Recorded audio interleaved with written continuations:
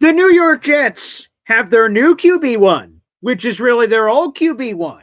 He left in 2016 as Geno, but he's coming back in 2026 as GS. Geno Smith, baby. We talk about it. Boy Green meets Wudi starts now. Can you guys help us get a Jet chant here? Yeah, going. Oh. Okay, yeah. Come on in. Yeah. Okay, let's go. J-E-T-S, Jets, Jets, let's go. J-E-T-S, Jets, let's go. There you go, Wudi. Third Party Thursday. Chris joining us here on the program with a capital P here on the program. Jake Asman, come on down. How you doing, good sir? Wow, what an intro. I mean, Boy Green is known for having the intro, but Wudi, that was unreal, man. Thanks for the kind words, son. We are men of many names. My favorite Austrian Jets fan right there, baby. Boy Green Meets Wudi.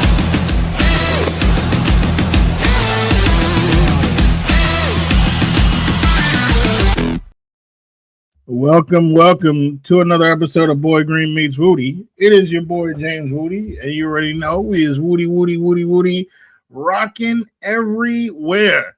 And over there, the man who is out here punching a lot of things, doing his thing, he is also the boy who became king, none other than Mr. Paul Esden Jr., rocking the Demario Davis jersey. He is back as a New York Jet.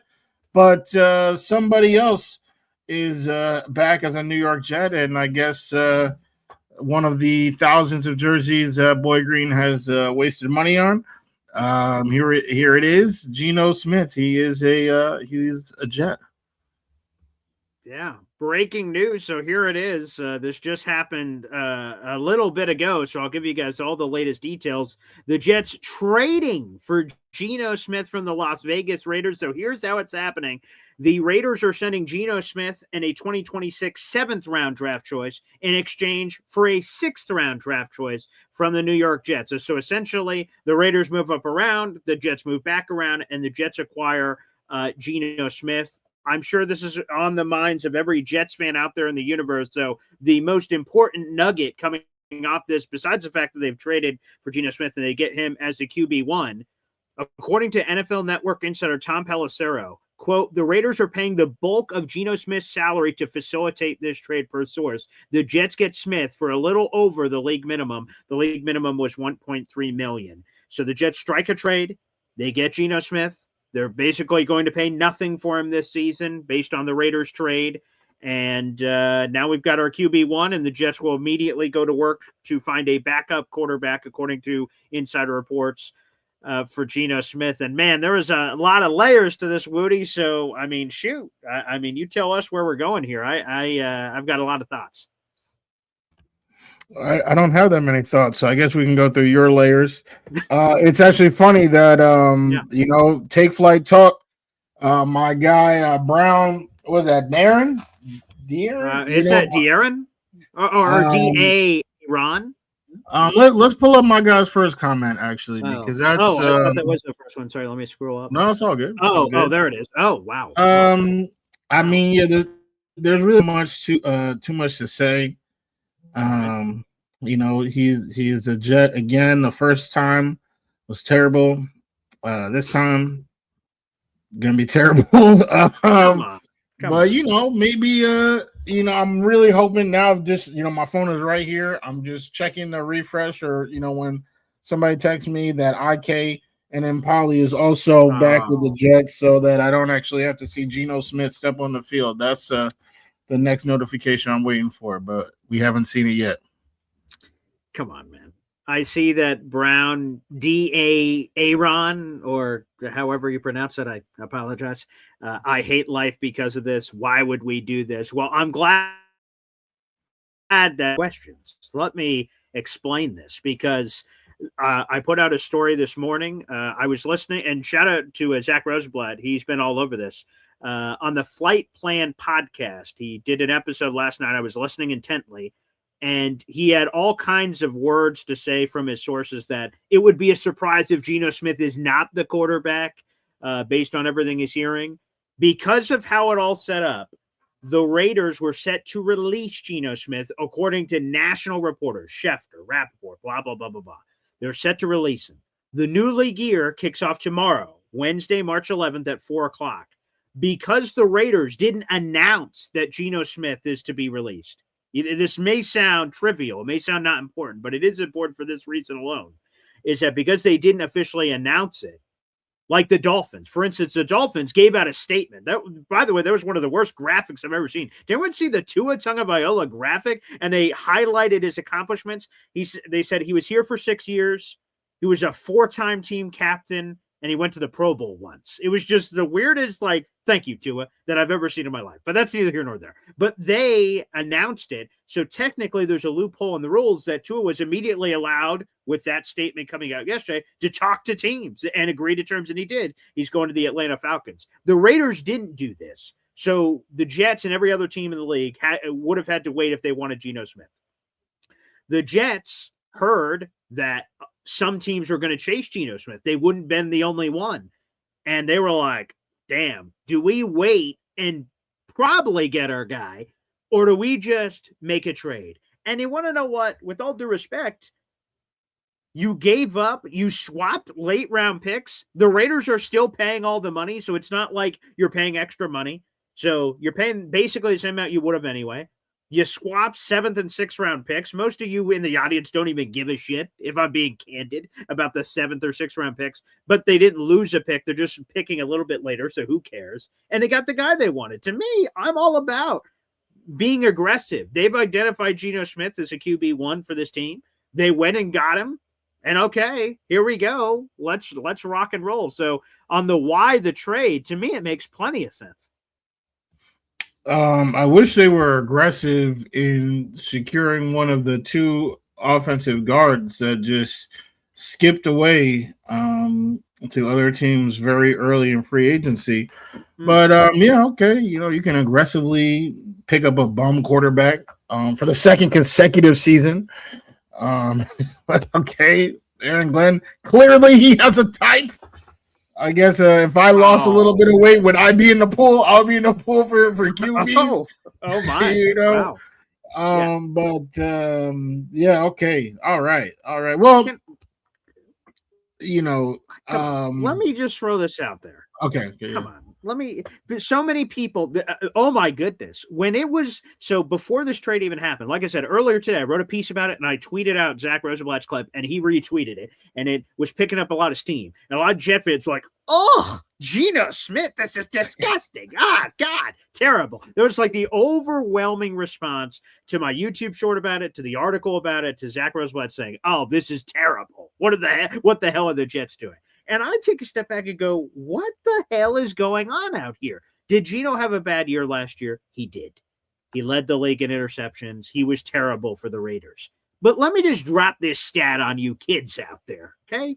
Here's a sample size that I think is pretty legitimate for old Geno, okay? So putting last season aside, which again, I'm admitting was terrible, but let's go to the previous 3 seasons. That's a pretty big sample size of Geno Smith since he's been a full-time starter again when he emerged from the darkness, okay? From 2022 to 2024, league-wide, Geno Smith, of any quarterback during that 3-season span, had the 4th most passing yards, had the 8th most touchdowns, had the 3rd best completion percentage, and he was 1st in lowest percentage of off-target throws, 7%, which means just another fancy way of saying he was really accurate.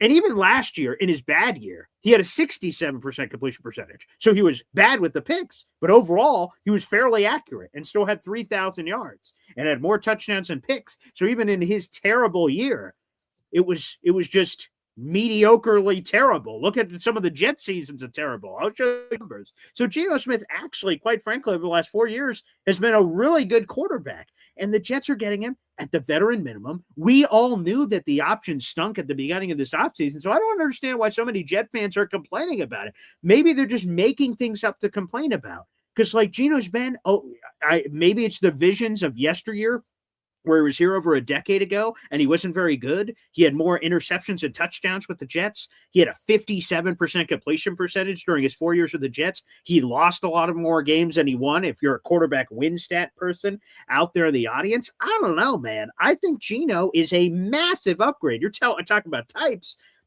Justin Fields and Geno Smith, I can only think of a handful of things they have in common. Throwing the football forward is not one of them. So Geno Smith to me is an upgrade for the Jets, and I think people are just sort of complaining to complain because the statistics tell a much different story of the last 4 years. Yeah, I mean, we could have signed anybody today, and you would be doing this. That's not true. Painting their statistics in a positive light. I mean, you say one bad year. I say that over the last 2 years, no quarterback has thrown more interceptions than Geno Smith. All right, he led the league last year. Was second the year before that. The dude, I've been seeing people, Geno's gonna sling it. Yep, he's gonna sling it to Christian Gonzalez. Yep, 2 times a game. He about, what do you mean? Come on. What do you mean? Come on. I'm hitting you with facts. You out here talking about, you cherry picking. You cherry picking right now. Cherry picking. You want to hear about stats? You want to hear about stats? Okay.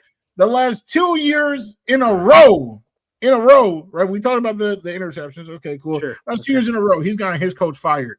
So all you guys loving AG, all right? All you guys love it. Oh my God! I mean, we're talking about a coach killer. We talking about a coach. What do you mean? What? Shouldn't you be happy? Is that not true? Is that not true? Shouldn't you be happy then? Then you've gotten your chosen one. You hate AG. You hate Aaron Glenn's guts. So Geno is the chosen one. You should be celebrating this move more than me. Coach Killer, you're like phenomenal. You hired the right hitman for the job. I've made it very clear that I would prefer to have the Jets win the Super Bowl than go 0-17. But you hate AG. I don't hate AG. I've also made that clear. What do you do? What if you had to put it on the emotional feeling scale? How do you feel about Aaron Glenn right now, Wudi? I feel that he is not a good head coach, but that doesn't mean I hate the man. So you love the man? Is that the only two options? Everyone in the world you only hate or love? What else is on the scale? Okay, if it's not love or hate, then I feel like I'm your therapist unpacking this. Then use your words, Wudi. This is a podcast for. Like I said, I feel he is not a head coach, an NFL head coach. That is what I feel, and yeah, I mean that's what I'm saying. The people who love this move are also the same people that want AG to be the coach next year. They're expecting AG to be the coach this year. So I'm just trying to, just like last year, I was doing the same thing and y'all didn't want to hear it. And now it's the same thing again. I'm trying to tell you that this is not going to work out the way you want. It's not going to work out the way you think. How is it going to work out? Grab the crystal ball. It must be off camera. Please educate us. What is about to transpire? Please. Disaster. You think Geno Smith is going to be worse than the quarterback play we just had last season? That doesn't have to be the case. He can be normal. He can be Raiders Geno Smith, and everybody getting fired. What are you talking about? This is what he's done. This is I just said. What has happened? This is who he is right now. You put the firing of maybe Hall of Famer Pete Carroll on Geno Smith. Look at Geno Smith's stats. Come on. 2 years in a row. Geno Smith. They wrote me off. He ain't right back. That still doesn't make sense. Get your pen out, Geno. But it's the same coach. It's the same. Pete Carroll was there for both. So he gets charged with the murder twice? Come on. Yeah. It's crazy. Yeah, I know. So, but yeah, isn't that right? From DMY for Life, Devin, let's get a super chat in here. Maybe we got the right number 7 this time. Wow. Maybe we that's not a Fields jersey up there. It's not a Fields jersey. Come on, $2 super chat coming in. Thank you, DMY for Life. Yeah, perhaps we do. We're rolling 7s. That's normally good. I hear at the casino. That's good. That's what you want to roll, right? I mean, actually, I'm not exactly certain. I've never played any of those games. I'm not really sure if that is good or not. But yeah. Yeah, if it was Elway, we would be cooking. Even Elway right now, where's he at, man? Over Geno Smith. That's crazy. But it is what it is. They are Aaron Glenn, he dead set on his type of QB. What is his type? I think I made it pretty clear. Okay. I'll leave it in Happy Gilmore. Play the ball as it lies. I will leave the ball where it lies. Again, the Jets offensive line. Now, there's a left guard conversation. We can have the rest of the free agency conversation mixed in here, right? There's a hole at left guard. John Simpson gets a lot more money than I would have thought. So blessed be he. A lot. I felt like that was 3 for 30, right? Like, I feel like that's his spot track calculated market value is $6 million per. He got $4 million more than his per year average. I don't know. That seems pretty seismic to me. Yeah, when you put it like that, whatever spot track, but we've been. I bet if we go down the list right now and talk about spot track, we would be pretty surprised. I know. What's his name? Alec Pierce surpassed his spot track. Well, that seems a little different. I mean, because John Franklin Myers surpassed. Well, wait, John Franklin Myers, who was on the Danger Zone and had something to say about the John Franklin Myers. Did Boy Green nail the contract exactly? Interesting. Oh, pat on the back for nailing the deal. Interesting. I notice you're like highlighting my flaws, Wudi. This is a very one-sided relationship. Maybe highlight some of my successes, or maybe highlight some of my strengths here in the relationship. That would be nice. I think you're a snazzy dresser. Wow, cool. You like the Quincy Williams jersey? I know you called it the DeMario. I don't have a DeMario, actually. Oh, is it Quincy? Oh, my God. 100%, yeah. I gave this beautiful thing to Quincy, and I saw it's gone viral on social media. That's not why I did it. I didn't care if anyone liked it or reposted or anything, but I had a special message for Quincy last night when I heard that he went to Cleveland. I just said, hey, man, you're a great Jet. Fans loved you. You have this, and good for you that you sort of came in here and, I'm paraphrasing whatever I wrote, but people said, cool, Quinnen's brother. Cool. This guy got cut from the Jaguars and he built his own name. He became a first team All-Pro. He said, yeah, I'm not Quinnen Williams' brother. My name's Quincy Williams. And I'm just so proud of him. And, not that he has to hear it from me, but he will be I told the story that basically I bought this jersey off Facebook Marketplace because I do the raffles every month. I'm constantly looking to see if I could get deals to give back to the fans and try to make it affordable. And I went across a Quincy Williams jersey, and I knew when I saw that jersey that Quincy was already not coming back. So I didn't get it because I thought he was staying here, and then I'm like, geez, I'm another guy. I got this Jet jersey of a guy who's not here. I just knew that I was proud of it, and I would, anytime I'm wearing this, you're going to get, it's unspoken among Jet fans. You're in a parking lot, you're in a store, and I'm wearing a Quincy Williams jersey. You see it, you're going to give me a little silent head nod, and we both, no words are spoken, and I know exactly what that meant. So I wear this jersey proudly. He's a thumper and everything, and I wish him all the success with Rudy out there, Mike Rutenberg in Cleveland. So no, I don't have a DeMario Davis jersey. I should because I love DeMario. You probably will, but yeah, that's probably true. Of course, shout out to Quincy. Everyone knows that's my guy. Quinnen and Quincy, both my guys, and like you just said, Quincy specifically made a name for himself. So wishing him the best in Cleveland. I just want to show some love to IG. IG popping off. I didn't realize. I mean, I guess the Geno news is still fresh, so everybody's tuning in to see. But K James comments. He said, "I'm trying to figure out why we would bring Geno Smith back, but not Rex Ryan." Hey, that's what he said. All these blasts from the past. That nostalgia, y'all can miss me with all that. Obviously, DeMario is a completely different story because he is a fantastic football player and so many positive things. I was so excited to talk about him because our original, we had a topic planned before Geno came through and messed everything up like he always does. But I was expected to talk about him. But so definitely bringing in some former Jets this year. Like I said, IK, wherever you at, boy, we need you in that locker room ASAP. Come through and show us what you can do. I will be honest. We've talked about every quarterback that has a pulse on planet Earth as a possibility. for the Jets over the last couple of months. When Geno was brought up a couple of months ago, and again, we're talking about everybody, the first thought that went through my head is, would Geno want to come back here? Let alone the Jet fans who apparently don't want him. But like, there was a headline that came through in August of 2015. Geno Smith gets sucker punched in the locker room by a pass rusher with the initials or first name of IK. And there was two sounds: Geno getting hit and Geno hitting the floor. And then Ryan Fitzpatrick has his magical run, and Geno Smith's career with the Jets is over when that happens. Who knows? Does Geno have the same success? Does he take us on the magic carpet ride in 2015?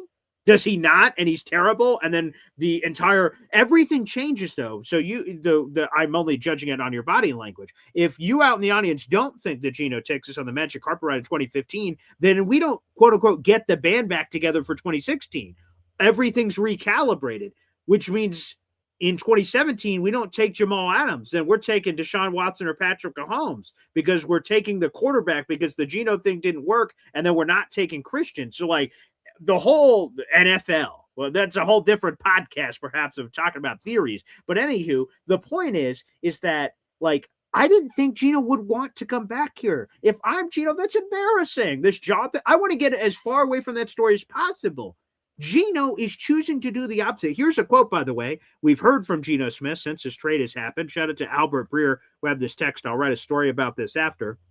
This is from Albert Breer. Whoa. My voice. Jesus, I just went back to 2013 when Geno was here. Jesus. This is from Albert Breer, NFL Insider. He texted Geno, the Jets, says, quote, complete full circle moment. Looking forward to connecting with all my teammates and coaches and building a new relationship with the fans, end quote.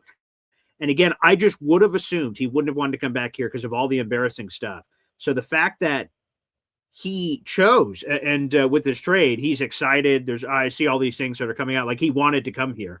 So that's cool. It's great that he wants to come back here. I'm surprised he would have wanted to come back here. But like, let's make no mistake about it. He is a huge upgrade over the Jets quarterback room last year. And again, that's not saying much because our quarterback room sucked. And I'm seeing Jim CBW says, what else would he say? He wanted to come here. So he's saying these things because he chose to come here. If Geno did not want to come here, they wouldn't have made this trade. So, like, CBW, you're making it sound like, oh, what else are you going to say? You're asking him a question, like at a press conference. He's just answering with bullshit. I don't see it that way. Geno, apparently, by all the reporting, wanted to come here, and the Jets wanted him, and he's already, by the way, in the facilities. He took his physical. The trade's official, so it went through. So that, to me, is interesting on Geno. And again, the thing to me is we have a good offensive line. We got to figure out left guard, obviously. You got Garrett Wilson. You got Breece Hall. And Geno is not the young kid he was when he was 23 years old. He's a 35-year-old man. And he's had success in the league. And now he has a lot more toys to play with than he ever had before. I don't know. I'm excited for Geno. We're having a veteran. We're bringing an adult in the room. He's pairing up with Frank Reich, who's one of our better offensive coordinators on paper we've had in a long time. Like, I don't know, man. This, to me, while a lot of people are apparently trashing it, and so it'll be me on Geno Smith Island again, me and Geno versus the world, writing and not coming back. Okay, then. I think Geno's going to be better than people think. Well, I feel so sorry for November Boy Green, who's going to be so upset, just as angry as last year. Damn, I can't believe this, man. Oh, God. Oh, we never saw this coming. Oh. In November. But anyway, I don't even – sorry, I didn't mean that. That's okay. Negativity, that's okay. I appreciate it. It's not about negativity. It's about what's about to happen. That's what I'm trying to tell you. I'm trying to warn you. Because that's what friends are for. And I saw that. Shout out to our guy Badshaw in the building. Baby. It's been a while since I've seen my mans in the comments. But before we get to that, yes, sir. I just want to say that this is a fit like a glove. You know how I knew Geno was going to be a Jet. And of course, right? You can say, oh, reporting and stuff. But how I knew was when I saw the official Wendy's account. Oh, yeah. Wow. Tweet at Geno Smith and make him a clown talking about, hey, we need a taste tester, a fry taste tester, and just clown him. They called him out, which low key is like kind of crazy when you think about it. It's like for them to just randomly pick It's on not anybody. low key. It's very high key. What the fuck? So they just, randomly, I guess they spun a wheel. Oh, it's Geno, and they roasted him, and he tried to come back. Blah blah blah. He's a clown. Where do clowns go? The circus. And there it was, right? The match made in heaven. This terrible place, just bringing in terrible players. Oh gosh, it is frustrating. It is frustrating rooting for this team, but we still do it, and we still gonna be here. But yeah, we'll get to Mr. Batrov. Welcome back. Yes. Asking the big questions, and Boy Green got all the answers. I do. Shout out first off to the 500 people in the room, no matter where you're watching the show. This is 500 on all my platforms. Plus, we have everyone on Wudi's platforms. That's Take Flight Talk on YouTube and also on Instagram as well. Make sure you guys like the video. That's a free way to contribute. Me and Wudi are cranking out content, YouTube shorts, videos, and all the Jets signings, players they're losing, everything left to right and everything. So make sure you guys show your support. And I know with 500 people in the room right now that people are coming in and out. So, Badshaw, I appreciate this question because people are coming and go, whoa, wait. Some may just be finding out, wait, what the hell? Geno Smith got traded to the Jets? What's going on? So here are all the details. Here are the key details. I think there are a couple of key points. Number one, the Jets are sending the Raiders a 6th-round pick, and in exchange, you're getting a 7th-round pick back in this year's draft and Geno Smith. So what does that mean? So the Jets are just picking a little bit later than they were from the 6th round to the 7th round, and then just picking up Geno Smith. Again, you may be saying out there, geez, why did the Jets do this? They could have just signed him because he's about to get cut tomorrow. There was whispers that other teams were interested, including the Vikings, by the way, who could have gotten into the Geno Smith sweepstakes. The Jets and Daramucci and company are like, why are we fucking around here? Let's just call the Raiders, bang this out. Hey, here's a 6. You give us a 7. Bing, boom, bam. Let's get this deal done right now. Let's not play games. Geno was excited about it because he wanted to come to the Jets, so it all works out. Beautiful. That's a draft pick. Now, the big thing is money because you see Geno Smith last year signed a 2-year deal for $75 million. You're like, oh, no. Did we just pick up $75 million? No. So the Raiders, to facilitate this trade, are paying the bulk of the salary, according to Tom Pelissero of the NFL Network. So essentially, according to Tom, the Jets are basically paying league minimum or a few shekels more. League minimum was set to be $1.3 million, so it could be $1.4 million, $1.5 million. Regardless, it's a great discount for a starting quarterback for the Jets to get him at that kind of value. So that is the full details. Again, Jets are sending a 6 to the Raiders. They're getting back a 7th in Geno, and essentially they're paying him the veteran minimum. Now that the Jets have acquired their quarterback and he has passed his physical by all accounts earlier today, the Jets are immediately moving to QB2 to lock that in, and I imagine shortly thereafter we will get Justin Fields news moving on, unless there's some unlikely trade scenario that takes place with Justin. Hey, the Geno one was unlikely, and then bing, boom, bam, out of nowhere, you were able to get a little something. So we'll see if the Jets can do that with Justin. That feels unlikely at this point, but those are the latest details. James Wudi. Absolutely brilliantly said. We got some super chats in the building. This one made me laugh. Actually, both of them. I can't lie. Both of them made me laugh. But there's another one. Okay, I'll get to that in a second. Wow. DMY for life. Wudi wrote Geno off, but he didn't write back. Yeah. Hey, it sounds like you were not real quick, Wudi. It sounds like you weren't a fan when Geno said this the first time, seemingly off the cuff. When he what was the full line? Let me get it so I don't. No, that's what it was. They said they wrote me off, but I ain't right back. Yeah, I guess that was it.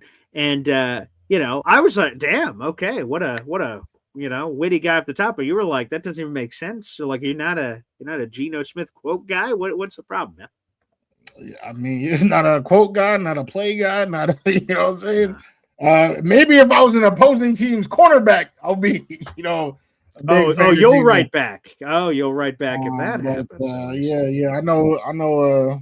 Gonzo was hyped as anything. And every cornerback in the AFC East, they just, Geno, okay, we ready. We ready. That's what they were saying. That's what they were saying when they heard another beautiful super chat that I'm sure Woody's going to get a nice kick out of. Wow.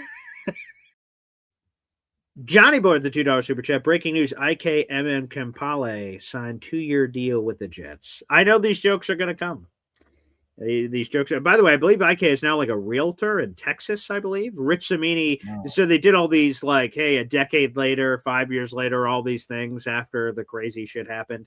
And I think Rich, and he was with another writer too. I can't remember who the other one was for ESPN. They like tried to track everyone down. Hey, what was the Brandon Marshall was quoted in the story, and everyone else who was in the locker room or stuff to try to paint what happened. Geno said, "Nah, I'm good. I don't want to contribute to this story." So he did not comment, but IK is like a realtor or something like that. So I hope not. I would rather never see IK again. And then Bro, I will start the GoFundMe right now to bring this dude back to the Jets. Start the GoFundMe. Get this man on the New York Jets. He has work to do. You know, you're a Jets fan. Don't you want this to succeed? Don't you want this to work? I want the team to succeed. I already made that clear. Boy, Green. You don't make it clear when you say IK, you want to hire him like a hitman to beat the shit out of Geno Smith. That doesn't seem very clear. I mean, it only took one punch last time. I'm sure it's an easy job, but then we move on to number 2, and then hey, boom, we're off to the Super Bowl.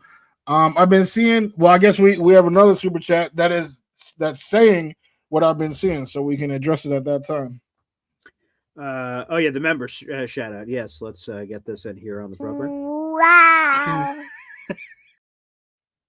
Wow, a big Islander fan member for 13 months says, "I guess Mark Sanchez is next. I think he's preoccupied." Nah, bring this man back. Do you see the fire in his heart when he attacked that old man? Come on now. That's a fire we need on the field. He was getting stabbed, and he's still out here. I'm sure he can take a tackle from any of these dudes in the league right now. Wasn't he the one doing the stabbing? No, he got stabbed because the old dude was defending himself from Mark's crazy attack. Yeah. No, I'm being dead serious. He was like a food delivery driver. Yeah. Sanchez was like, "Yo, I said this Whopper needs to come with cheese," and then he attacked him.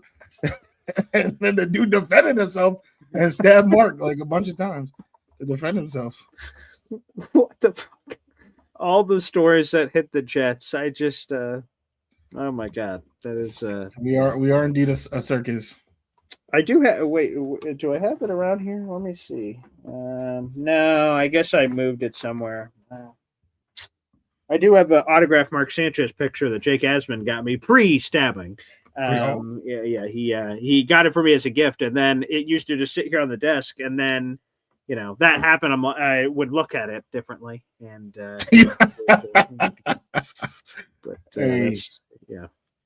yeah, we've been there. We've been there, but I guess we haven't. We haven't really been there. I haven't personally, but good for you. You have some. No, I haven't been there. I don't even know why I said that, to be honest with you. But I say that it's always a thing. Like something terrible happened. Like, oh my god, I'm trying to think of something not too horrible, but like, oh my god, that guy just got into a crazy car accident. His car rolled over 30 times. So I'm like, we've all been there. And then people will be like, no, we haven't. No, we absolutely have not. And so I work that in randomly to conversation in very strange situations. So that is true. So Wudi, is there anything else that you want to get off your chest about this quarterback thing? And we could sprinkle in some other stuff on the other parts of free agency or anything else you want to get off your chest here to see what's happening. My last words about Geno Smith. Yeah. And you guys always be accusing me, Wudi negative. You got to be optimistic. So here is some James Wudi optimism. Oh, wow. You. I can't wait for this. Yeah. Okay. No matter how you feel about this move, whether you're super happy or super depressed, there's reason to be happy. All right. If you're super happy about it, what? Yeah. What? This isn't a joke. I have no idea. Wudi, I'm going to be honest. You're like, this isn't a joke. Why would you think? Like, Wudi, I don't know, man. I've spent enough time with you. I don't know what anything is anymore. But please, I'm sorry for interrupting.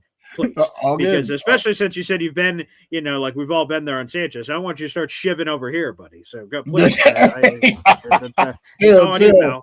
Yeah. Chills. Oh my god. No, I've never been there. I promise. I was talking about getting the wrong DoorDash order. We've all been there. That's what I was talking about. I guess, but I didn't go out and attack somebody and meet them in their car. I guess, but Yes. No, different me strokes. neither. Me neither. I promise. Just let the negative review. That's all I did. Try to I bet it let was. people know. I'll take your word for it. All right. But yeah, if you're a fan of this move, you should be able to go to sleep tonight knowing that that streak that I kept talking about, 4 out of the last 5 times a quarterback has not thrown 10 touchdowns. Geno Smith will not be on that list. Geno Smith is throwing 10 touchdowns. He might even throw 20 touchdowns. Sure, right. Exactly. Yeah. Last year is the first year. Boy Green was just talking about his last 4 years. Last year was the first one in that span where he didn't throw 20 touchdowns. So definitely, you should be excited about that. If you are not feeling good about this, right, and you're like, damn, I've been seeing comments, fire AG in the comments.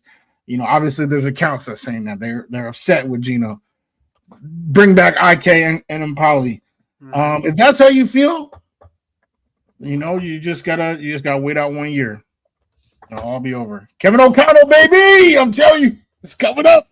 It is coming up. But you got two different outlooks. But either way, and if you are on that side of the equation, could be in better position to grab whatever QB of you choose. I'm not gonna say anyone because people start getting offended by names. Oh, why is it Arch? Why is it Dante? Whoever the QB of your choosing is, better position. So I would say, that glass is half full, no matter how you are looking at it right now. What are the chances? Well, maybe you just said it, I guess, but I'll still ask it, and then you can either call me an idiot or whatnot. But I would never. Okay. All right. So you mentioned that there are some bare basic quarterbacking that Geno Smith can get us to if you're excited for 10 touchdowns and things of that nature. But what are the chances that Geno is just sort of, well, let me put it this way. What do you believe the Jets' ceiling? It's an impossible thing because we don't have the draft and more free agency to come. What do you think the Jets' ceiling is with Geno Smith? Again, this is a way too early question to ask, but that will help me about to ask my question. In a best case scenario, Geno Smith balls out. The Jets are what next year in terms of wins and losses? 7-10. Okay. So maybe my question now is dumb because you think it is a possibility, but that's what I was going to say. For the people that are in the audience, I would imagine most don't have the Jets winning the Super Bowl next year. There are some that think, see, there you go. There are some that think they could have a top 5 pick.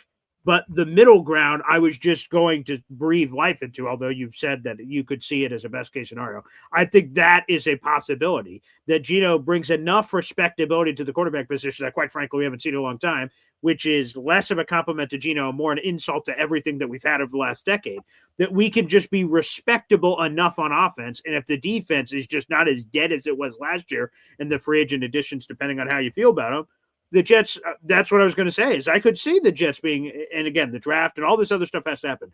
But best case scenario, and they keep doing things to add to this team, how could they not have 6 or 7? That could be, not saying it's 100% happening. That could happen. That's totally within the realm of possibilities, which sort of the tree I'm barking up.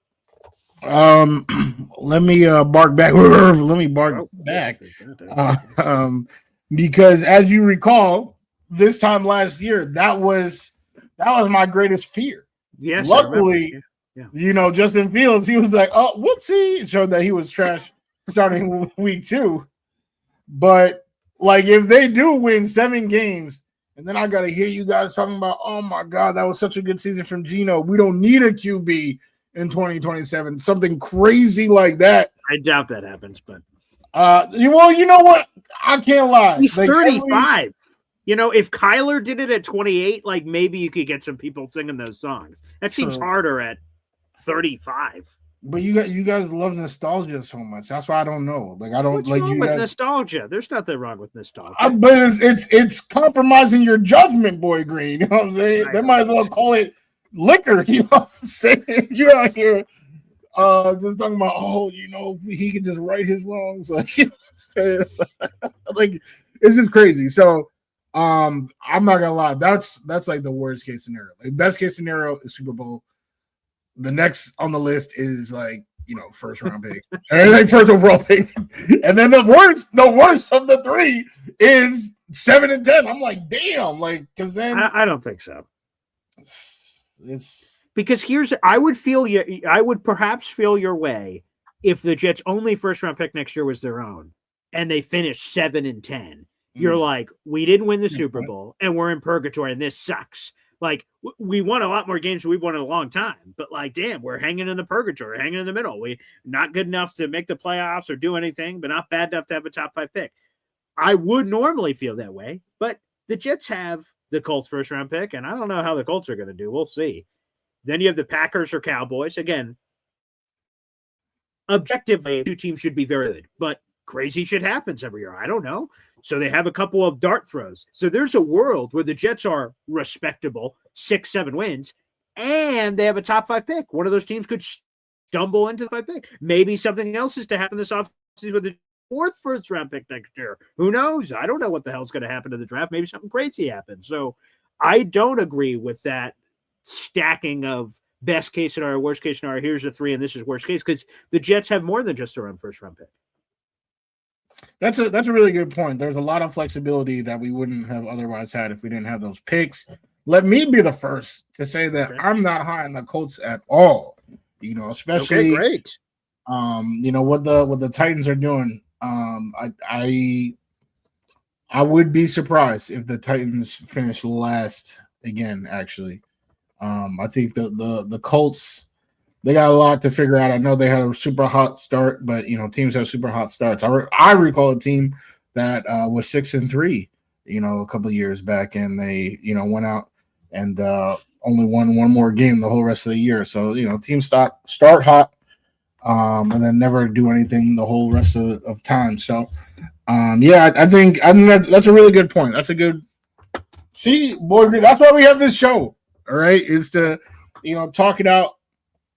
Sometimes walk it out, and represent as many views as possible on this show.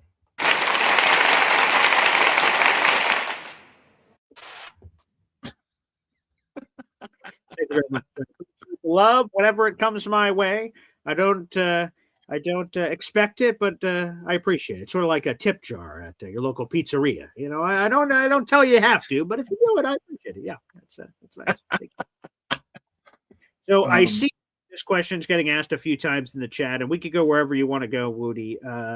Where is this question? Sorry, it's the first one. Probably we're getting a lot of comments. So okay, let me throw this one up there. I don't think this was the first person I saw from, but Spin Max Dave, you're the lucky chosen one. 5812. Who'll be the backup to Geno? So Zach Rosenblatt reported this on Flight Plan last night. He reiterated it this morning, and I saw he just reiterated it again. I don't know what a third reiteration. I'm not sure what that means, but nonetheless, he said the Jets wanted to figure out QB1, whoever that was, and then they wanted to find the perfect backup to that person. So they didn't just want to sign some random back and say, yeah, he'll be good with anyone. They wanted to align the backup to that. And I think part of that, my assumption, now I'm not doing any of their mirrored reporting. I'm just speculating. I would assume it's stylistically. If you had a super mobile guy, you'd probably want your backup to be someone. You want them to be, similar of kin. These two quarterbacks. I don't think you'd want like a stoic Joe Flacco and I don't know what. This is a ridiculous Taysom Hill. Like, I don't think you want these polar opposite things. I would assume you want some in like-mindedness. I would assume. So that's my assumption. Now, I'm sure if Geno Smith did rev your engine, then let me show you Bachelor number 2. Before he came on the show, and again, I'm not able to patrol Twitter in the same way when I'm on the live show, but heading on to the show, I saw that the Jets have interest in Carson Wentz as the QB2. So I'm sure that'll rev a lot of engines in the audience. But apparently that is who they're targeting at this point. And I'm trying to stay tuned to my phone just in case anyone gives me a text about it. I did just get a text. Let me see if this has anything to do with anything. This is a person who's prominent in the business. Oh, wow. Okay. So I'm going to have to circle back to this one. Josina Anderson, shout out to her, just texting me. She just had Geno Smith live on her show to react to getting traded to the Jets. Oh, shout out to Josina.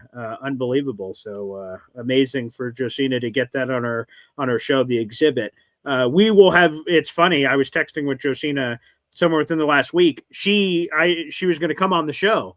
No matter what happened with Jets free agency, and now especially, there will be some good activity there. So shout out to Justina. So I'll have to listen to this interview later to see how Geno responded to all this, but good for her on that. But we'll have Justina on the show here in the near future to talk about all that and more. But so no, that's not the text I was looking for. I was looking if I got any notes on the QB2. It looks like the latest I heard, Wudi, was Carson Wentz, but there was also a rumor possibility of Andy Dalton. The Carolina Panthers signed Kenny Pickett. So in theory, Andy Dalton could shake free via trade or just getting cut. So that could be another option. But those are the two names I've heard. Well, if you've seen Take Flight Talk, the show, right, on the channel. Take Flight Talk? What are you talking about? YouTube.com, Take Flight Talk, baby. Yes. My memory, it gets spotty. So I just wanted to remember that the show you're referencing, Take Flight Talk, TFT, all right there, youtube.com/@TakeFlightTalk. This is what you're talking about, the highly critically acclaimed, award-winning YouTube show that you're on. Take Flight Talk, right? Yeah, I mean, I don't want to lie and say those things, but maybe one day they will be those things, critically acclaimed, and we haven't won an award, but we won some hearts of our loyal fan base. And Abby, who's actually in the chat right now, we actually played a really fun game called Traffic Jam, so I would definitely tell you guys to check it out. But during that game, wow. Okay. Oh, damn. See, that's what I'm saying. Yeah, I hope to earn it one day. But in that game, Traffic Jam, we did talk about Carson Wentz, and I think he would be a solid QB too. He knows the scheme, right? He knows Frank Reich's system. He's been in it multiple years in multiple different organizations, and he's been highly successful both times. I mean, I think Wentz gets a lot of criticism, in the media. All right, so they put him in the same category as like a Drew Lock, like all the Simeon, all these guys out there, all these bums out there. But when Wentz was with Reich, 27 touchdowns, 7 interceptions, 9-8 record. That's what we talking about. Like, he was the catalyst of that team's success. So to get Wentz in this building, I think would be a positive thing. Again, we talking QB, so don't get it twisted, but that's somebody to help install the system, right? To help the QB1 prepare. And if he does need to start, right, because unfortunately we have a rich history of QB1s missing games. If he does need to start in a pinch, he's a quality player who's gonna again throw touchdowns.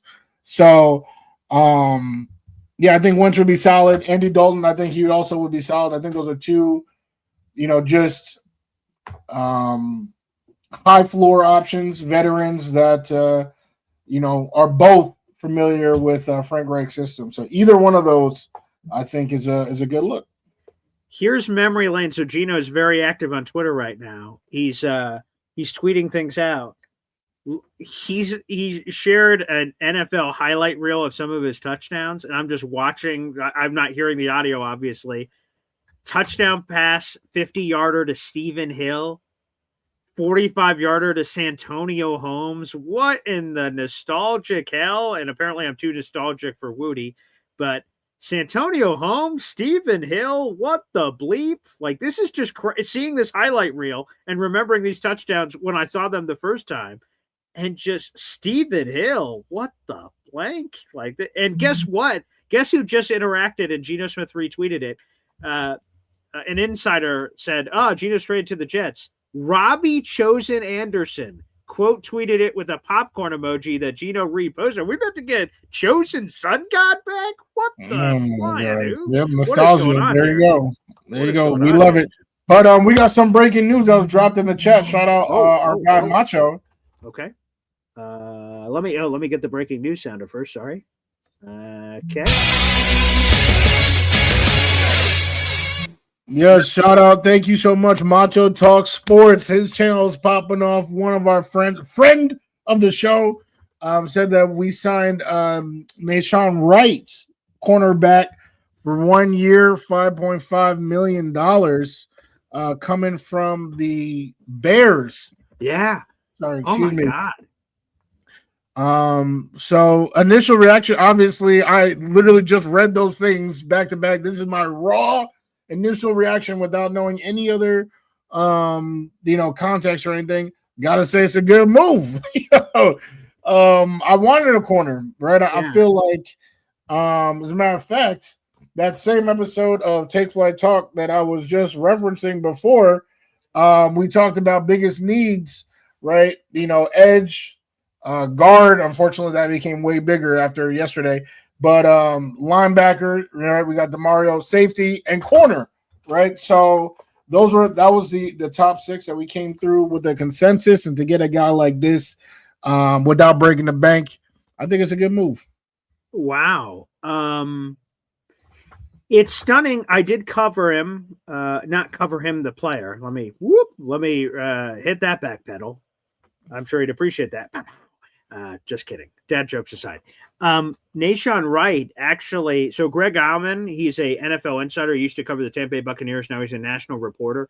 He did this top 100 free agent ranking. And for every free agent in there, he said, here's where I predict they will go. It's sort of just his opinion for the most part. I assume outside of a few like Alex Anzalone to the Jets. Yeah. Okay. A lot of people are predicting that. But he Nashawn Wright to the Jets, he had in his piece. So I covered it and I did some research and reached out to him. And Nashawn Wright was expected to sign a 4-year deal for like $60 million was what he was supposed to sign. This is projections, right? So I saw Jim CBW, hey, what spot check have him for? You're trying to make a joke. But actually, it's a good point that I wanted to bring up on Nashawn Wright. He was expected to get a crazy money deal. Obviously, he did not. And I see some people say they don't use Twitter. That's why we love this. We can bring different stuff here. Nashawn Wright, his story is very interesting. This is a guy who basically has bounced around the league, is just a journeyman, has been his story in the National Football League. He's 27. He'll be 28. He'll turn 28 this season at the end of September. He's 6'4", 199 pounds, big size. He went to college at Laney and Oregon State. He was drafted by the Dallas Cowboys, and he was there for a couple of years. Former third-round pick. He was 99th overall back in 2021. He got flipped over to the Minnesota Vikings. They did a player-for-player trade for Andrew Booth Jr. Some people remember him as a corner. They had a cornerback swap. And then Nashawn Wright went to the Vikings, didn't really do anything. And then he joined the Bears, this past season in April of 2025, so last year. And he jumped on the train.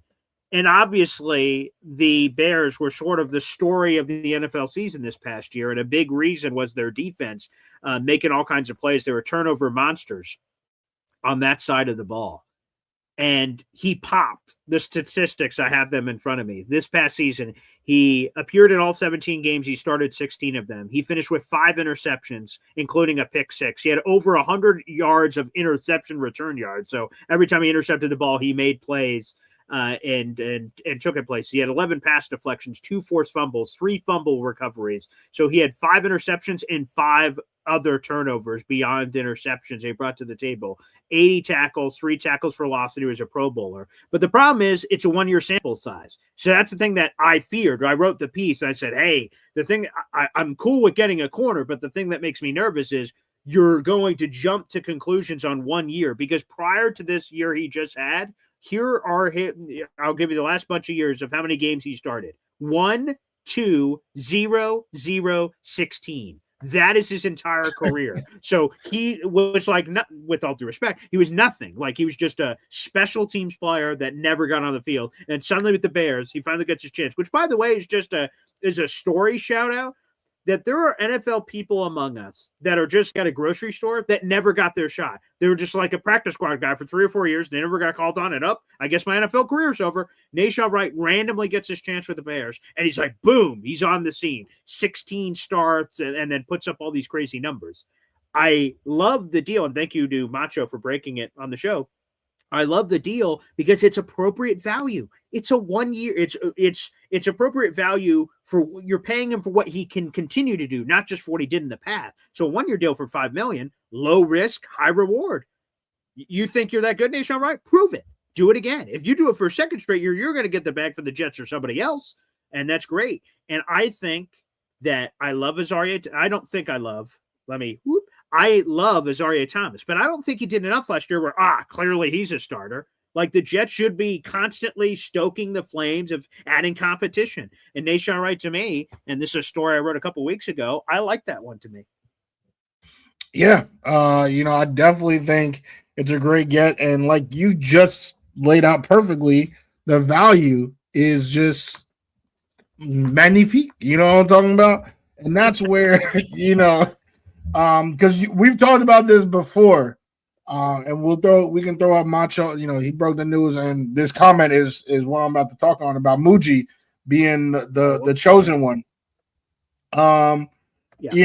You look at the approval rating of Darren Muji versus the approval rating of Aaron Glenn, and that's something you brought up and you talked about, like, damn, like AG like makes the decisions and all that type of stuff, which I'm not here to disagree. Obviously personnel, right? Like they are working as a unit, but I think where that difference lies is in stuff like this. Like I feel like Muji is bringing people in, and I don't think he's drastically overpaid for anybody. And like he keeps flipping these late round picks for guys like Minka Fitzpatrick. Like what he is doing in terms of value, Muji has not missed. He truly looks like the chosen one, and that's why I think his approval rating right now as a GM is sky high.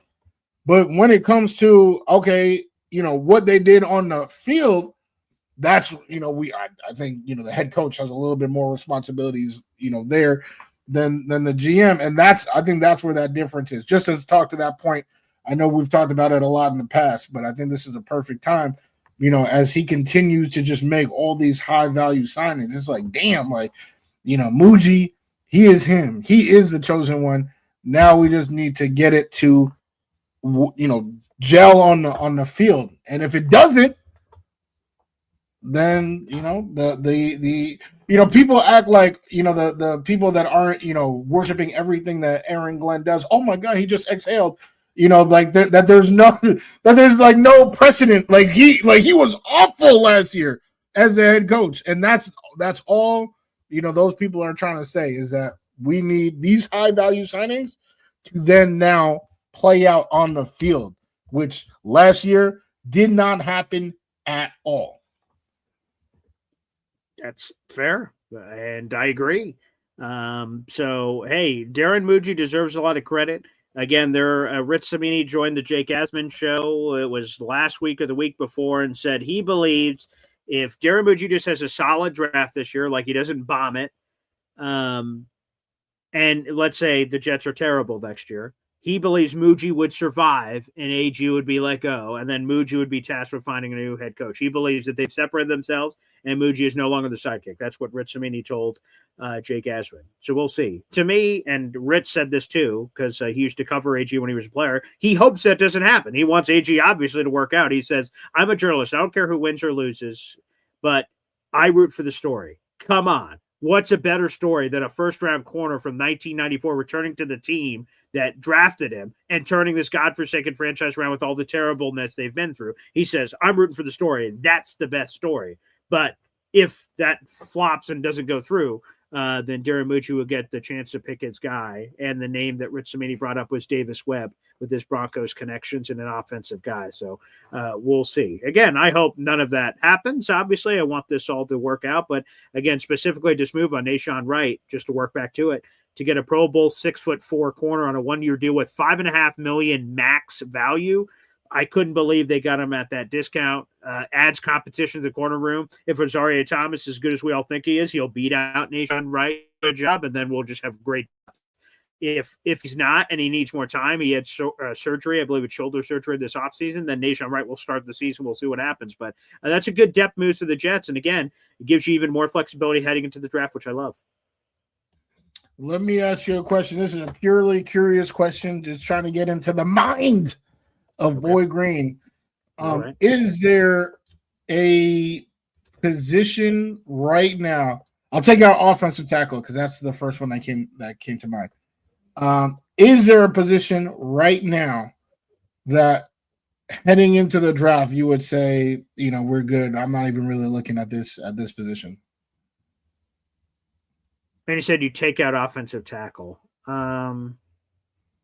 Probably defensive tackle, I would say. I feel very good about defensive tackle right now. We got Devondre Sweat, David Onyemata, Harrison Phillips, Jawan Briggs.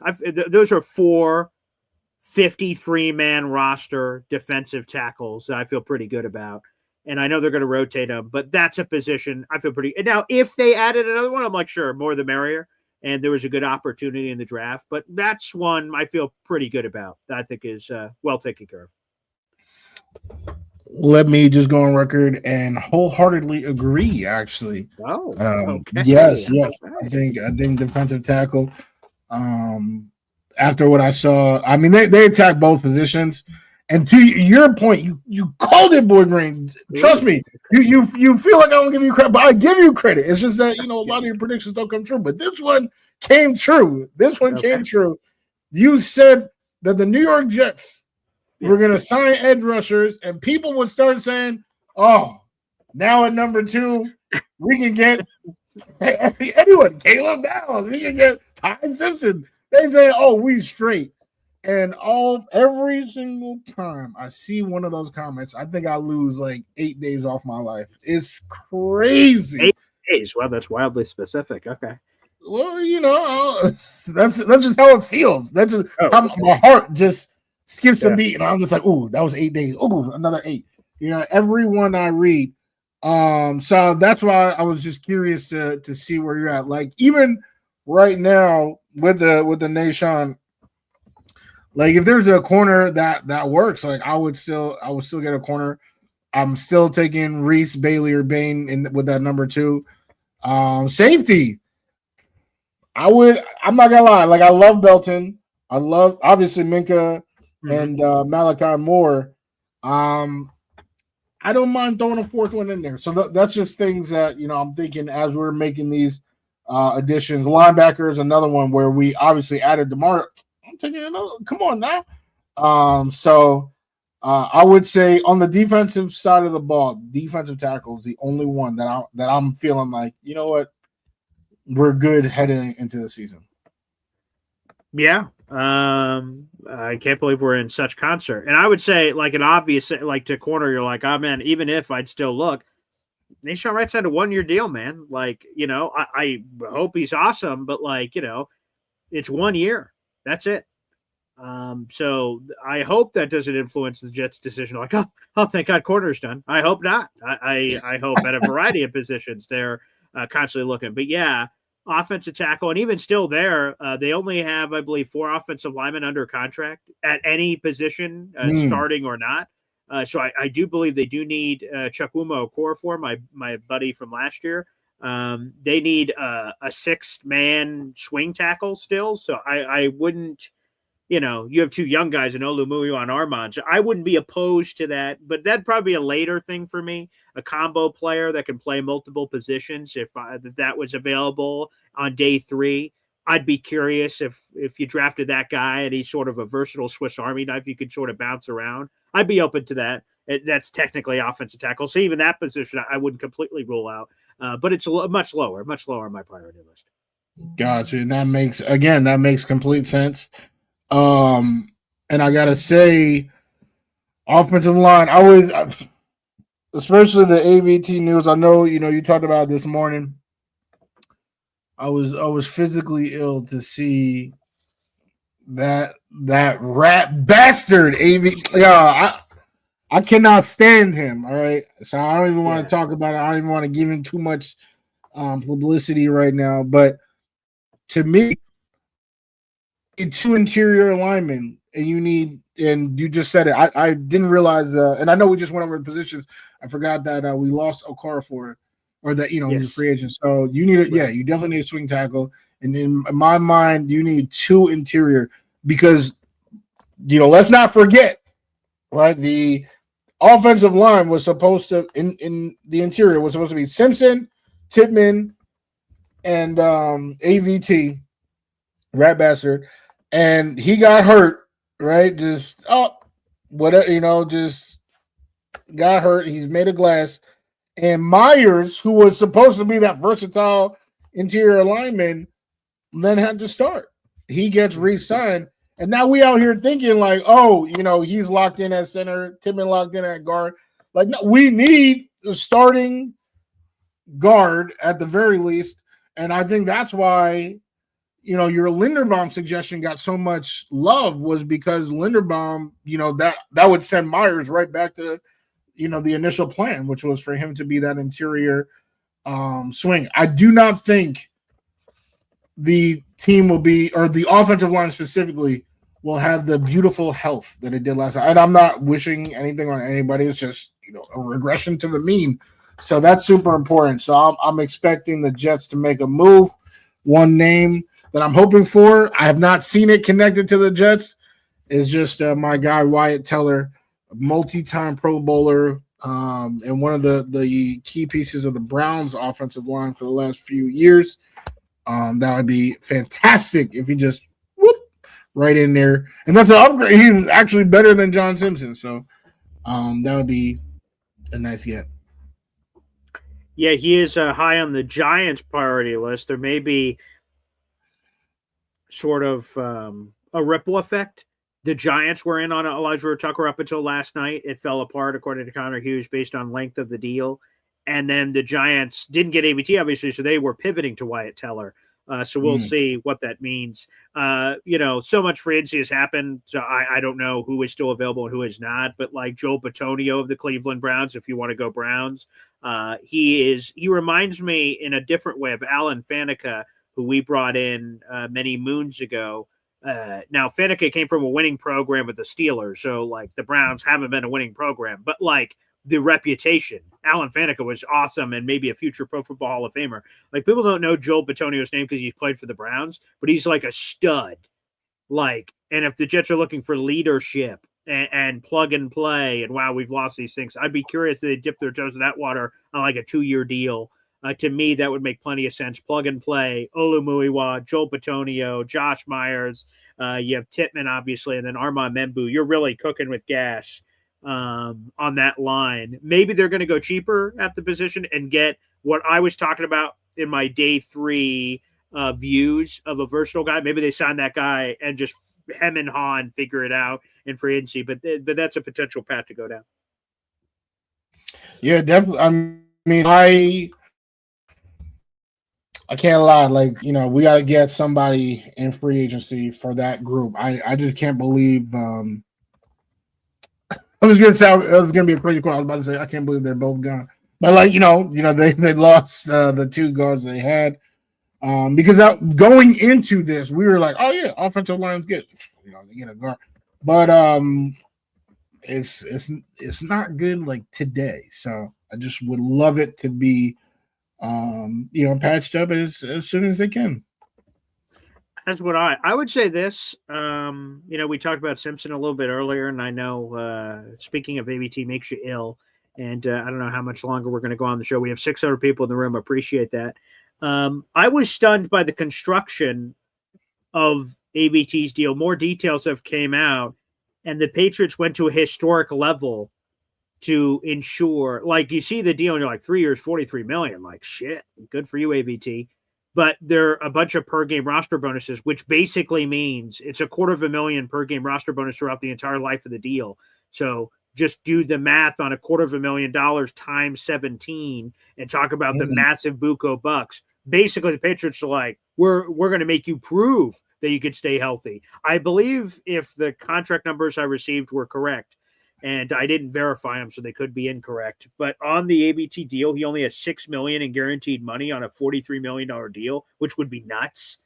But it's AVT betting on himself. I'm surprised I thought I get the injury history. It's obvious, but I thought for sure someone would still be willing to give him decent guarantees because he's young and everyone's competing against each other, but obviously not. So shout out to the Patriots, which I hate to do.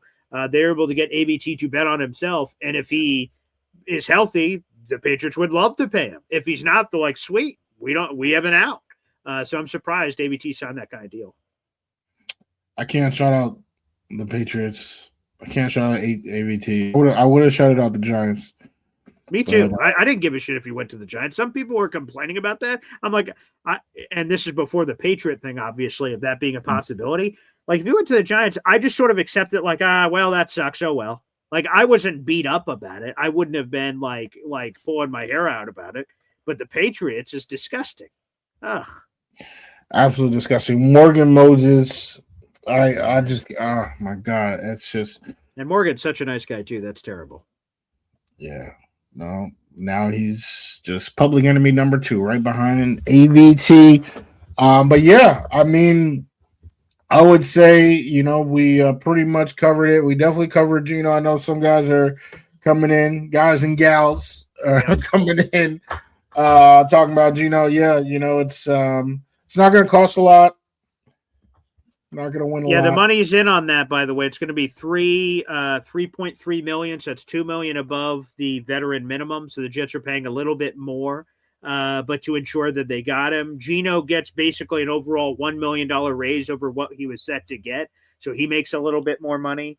And that's basically the gist of the deal. Details coming up from Albert Breer. So they had to pay a little bit more and then swap the picks. That's ultimately what had to happen. And speaking about picks, Geno is a Jet, and he leads the league in picks over the last 2 years. I do expect him to continue that. But we'll see. Maybe not. Maybe he only throws 12 this year. Wouldn't that be lovely? It would. Yes. And we apologize, Macho. I have nothing to apologize for. It was completely Boy Green's fault. Yeah. But, I said it much cleaner earlier. Like when I tweeted out my article this morning before Boy Green Daily, I said, hey, I would wish you good luck, AVT, but I wouldn't fucking mean it. I hate the Patriots. So I had that beautiful quote earlier today, and then I lost it in the sauce on the show. So I appreciate you not unsubscribing. As a matter of fact, I appreciate so many people that have subscribed. So thank you guys so much. Like I said, we have 600 plus people here in the room, which is amazing. So thank you, everybody, for choosing to take in the show. That's lovely. I never take that for granted. And I just saw on YouTube, I believe we surpassed another milestone we have. We have now searched over 8,450 subscribers.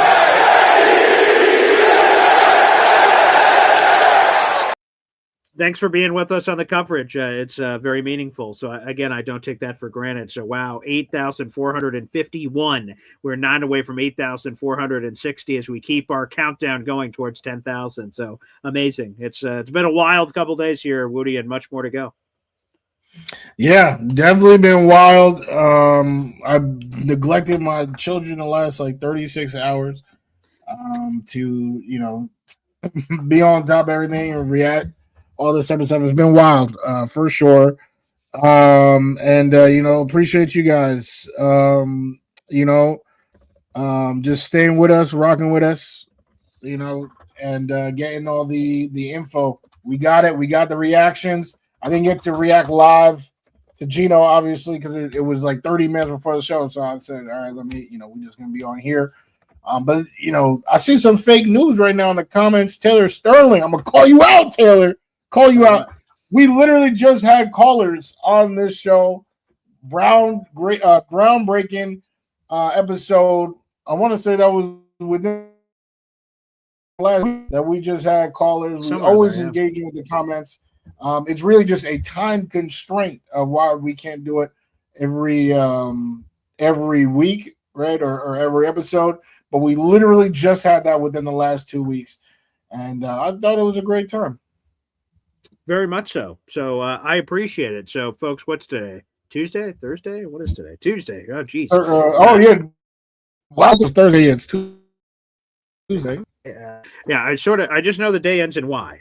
So I'll be back on tomorrow morning for Boyd Green Daily. We'll be tuning into the latest info that's coming in. I'm going to finish my Nashon Wright story. I wrote about him a couple weeks back, so you guys can go find that story. But I'm writing a brand new piece about his signing, and I will have a quick video up on it on Boyd Green Daily or my YouTube channel, Boyd Green, the YouTube channel that is Boyd Green, talking in third person here.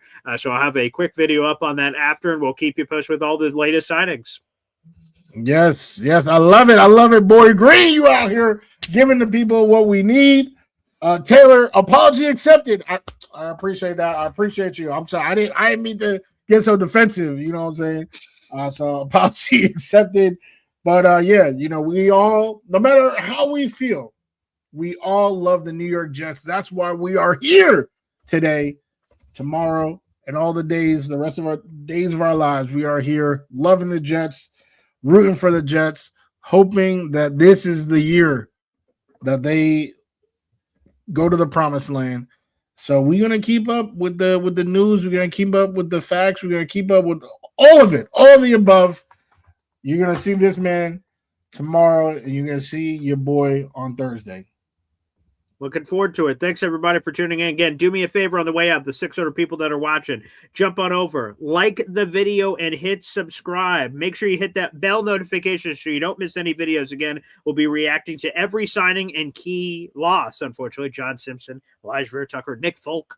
We've had a few losses out there in the universe. So, again, make sure you guys like my video and hit subscribe. And also hit it up on Take a Flight Talk, TFT, and show the same love, baby. Again, I'll be back on tomorrow morning for Boyd Green Daily, tomorrow morning at 7:30. And then a live show with NFL insider Matt Lombardo at 11 o'clock on all the latest free agency hoopla. Who knows what could happen in the next 24 hours. So we'll be there for all of it. Wudi, you're the best, baby. Hey, right back at you, Boyd Green. You are the man, the myth. That's it. That's it. Yeah. Yeah, the man, the myth. Okay, beautiful. Not that I expected more. Again, sort of back to the beginning. The pizzeria. Again, tip jars there. You don't have to, but if you want to, we appreciate it. God bless. I'll take the man and the myth. Thank you. We'll see you. Take care.